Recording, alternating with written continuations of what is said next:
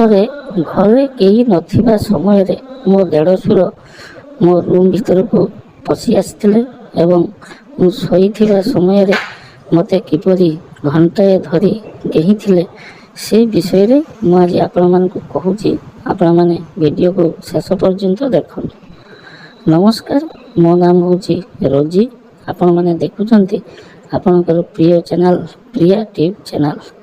ଏହି ଚ୍ୟାନେଲରେ ଆପଣମାନେ ହଟ୍ ଗେଁ ଭିଡ଼ିଓ ସବୁ ପାଇବେ। ଯଦି ଚ୍ୟାନେଲକୁ ଆଜି ପର୍ଯ୍ୟନ୍ତ ସବସ୍କ୍ରାଇବ୍ କରିନଥିବେ ତେବେ ଦୟାକରି ଚ୍ୟାନେଲକୁ ସବସ୍କ୍ରାଇବ୍ କରିବେ ଏବଂ ପାଖରେ ଥିବା ବେଲ୍ ଆଇକନ୍କୁ ନିଶ୍ଚିତ ଭାବରେ ଚିପିବେ, ଯାହାଫଳରେ ଆମ ଚ୍ୟାନେଲରେ ଛଡ଼ାଯାଉଥିବା ଭିଡ଼ିଓର ନୋଟିଫିକେସନ୍ ସର୍ବପ୍ରଥମେ ଆପଣଙ୍କ ପାଖକୁ ଯିବ। ତ ଆସନ୍ତୁ, ସମୟକୁ ନଷ୍ଟ ନକରି କିପରି ମୋ ଦେଢ଼ଶୁର ମୋ ଶୋଇବା ଘରକୁ ପଶି ଆସି ମୋତେ କିପରି ଘଣ୍ଟାଏ ଧରି ଘେହିଥିଲେ ସେହି ବିଷୟରେ ମୁଁ ଆଜି ଆପଣମାନଙ୍କୁ କହୁଛି। ସେଦିନ ଆମ ଘରେ କେହି ନଥିଲେ। ମୋ ଶାଶୁ ଏବଂ ଶ୍ୱଶୁର ସେମାନେ ବାହାରକୁ ଯାଇଥିଲେ।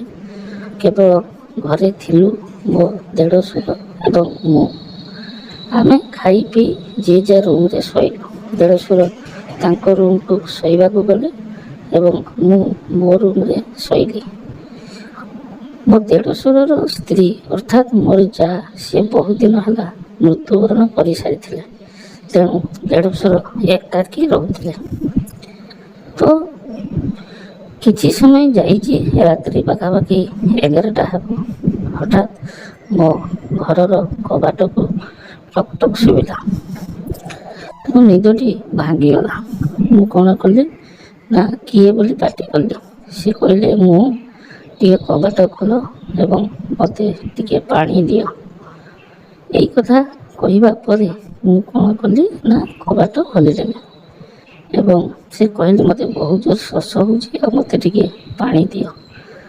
ମୁଁ ଯାଇ ଫ୍ରିଜରୁ ପାଣି ଆଣି ତାଙ୍କୁ ଦେଲି ଏବଂ ସେ ପାଣିକୁ ପିଇଲି।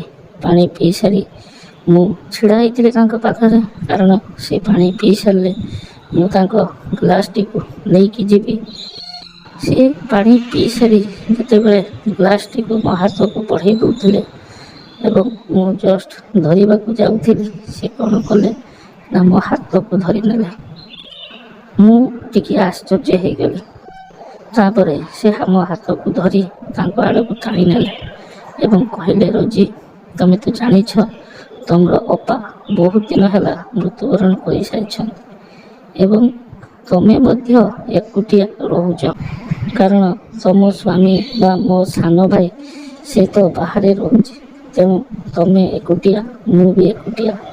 ଆମେ ଏମିତି କେତେ ଦିନ କଷ୍ଟ ପାଇବା? ମୋର ତ ରାତିରେ ନିଦ ହେଉନାହିଁ। ତମେ ମଧ୍ୟ ସେଇଭଳି କଷ୍ଟ ପାଉଥିବ। ତେଣୁ ମୁଁ କହୁଥିଲି କ'ଣ କି ମୁଁ ତୁମକୁ ଘେହିଥାନ୍ତି। ତାଙ୍କର ଏଇ କଥା ଶୁଣି ମୁଁ ପୁରା ଆଶ୍ଚର୍ଯ୍ୟ ହେଇଗଲି, କାରଣ ସେ କେବେ ଏମିତି କୁହନ୍ତି ନାହିଁ। ଆଜି ପ୍ରଥମ ଥର ପାଇଁ ତାଙ୍କର ଏଭଳି ବ୍ୟବହାର ଦେଖି ମୁଁ ପୁରା ଆଶ୍ଚର୍ଯ୍ୟ ହେଇଗଲି। ତାପରେ ମୁଁ କହିଲି, ଦେଖନ୍ତୁ ଭାଇ, ଏଗୁଡ଼ିକ ଭଲ କଥା ନୁହେଁ।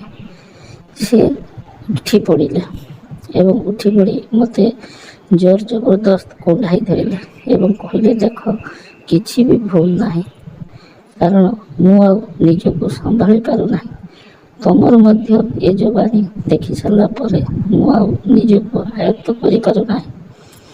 ଏଇ କଥା କହି ସେ ମୋତେ ପଛପଟରୁ କୁଣ୍ଢାଇ ଧରି ମୋ ଦୁଧକୁ ଚିପୁଡ଼ିବାକୁ ଲାଗିଲେ।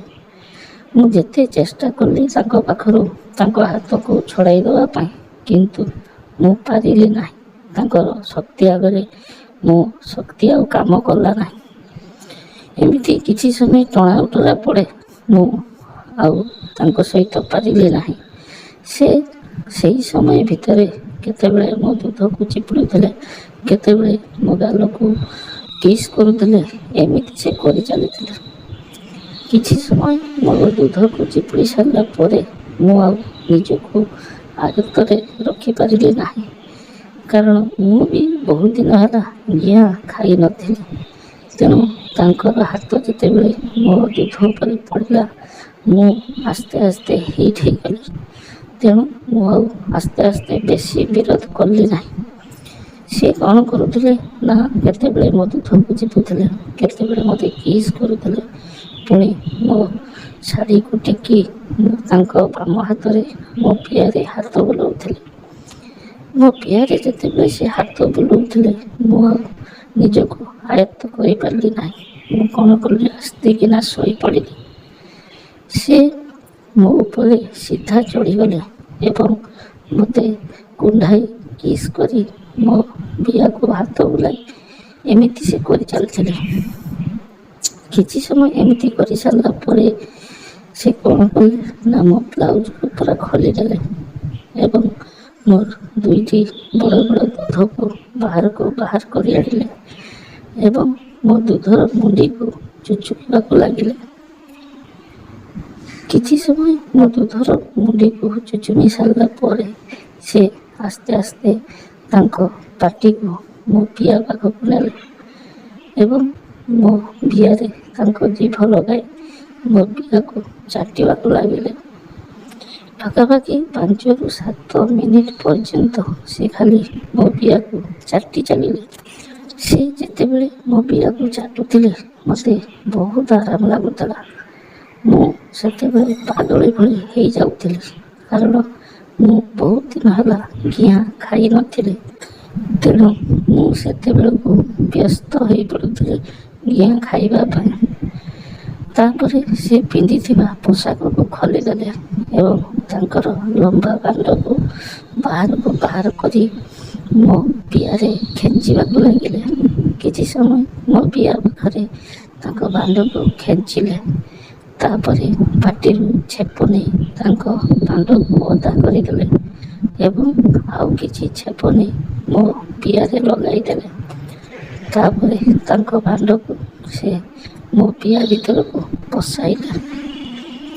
ଖପ୍ ଖପ୍ କରି ସେ କେହି ଚାଲିଲେ। ପାଖାପାଖି ଅଧଘଣ୍ଟା ଧରି ସେ ସେମିତି ମୋତେ କେହି ଚାଲିଲେ। ମୋତେ ବହୁତ ଆରାମ ଲାଗୁଥିଲା। ମୁଁ ଖାଲି ଏମିତି ଖାଲି ହେଉଥିଲି। ସେ କିନ୍ତୁ କଚ୍ କଚ୍ ଖପ୍ ଖପ୍ କରି କେହି ଚାଲିଥିଲେ। ପାଖାପାଖି ଅଧଘଣ୍ଟା ଏମିତି କେହି ସାରିଲା ପରେ ସେ ତାଙ୍କ ବାଣ୍ଡକୁ ବାହାର କଲେ ଏବଂ ମୋତେ ପୁଣି ପେଟେଇ ଶୋଇଦେଲେ ଏବଂ ମୋ ଗାଣ୍ଡି ପାଖ ଦେଇ ମୋ ପିଆରେ ପୁଣି ତାଙ୍କର ସେଇ ଲମ୍ବା ବାଣ୍ଡକୁ ପଶାଇଲେ। ପୁଣି ଗେହିବାକୁ ଲାଗିଲେ। ପାଖାପାଖି 20 ମିନିଟ୍ ଧରି ସେ ସେମିତି ଗେହି ଚାଲିଲେ। ତାପରେ ତାଙ୍କ ବାଣ୍ଡରୁ ସବୁ ରସ ବାହାରିଗଲା ଏବଂ ସେଇ ରସଗୁଡ଼ିକ ମୋ ପିଆ ଭିତରେ ସେ ଛାଡ଼ିଦେଲେ।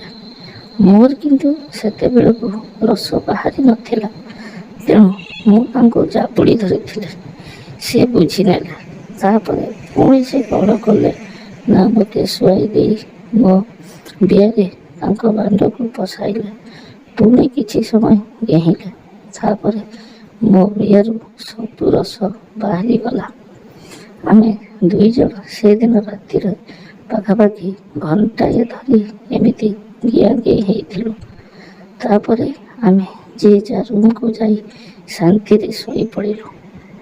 ତାପରେ ମୋ ଦେଢ଼ଶୁର ଏମିତି ମୋତେ ବହୁତ ଥର ଗେହିଛନ୍ତି। ସେ ବିଷୟରେ ମୁଁ ଆପଣମାନଙ୍କୁ ପରବର୍ତ୍ତୀ ଭିଡ଼ିଓରେ କହିବି। ଯଦି ଆପଣମାନେ ପ୍ରିୟା ଟ୍ୟୁବ୍ ଚ୍ୟାନେଲକୁ ସବସ୍କ୍ରାଇବ୍ କରିନଥିବେ, ତେବେ ଦୟାକରି ପ୍ରିୟା ଟ୍ୟୁବ୍ ଚ୍ୟାନେଲକୁ ସବସ୍କ୍ରାଇବ୍ କରିବେ। ରହୁଛି, ପୁନର୍ବାର ଦେଖା ହେବ ଅନ୍ୟ ଏକ ଭିଡ଼ିଓରେ। ନମସ୍କାର।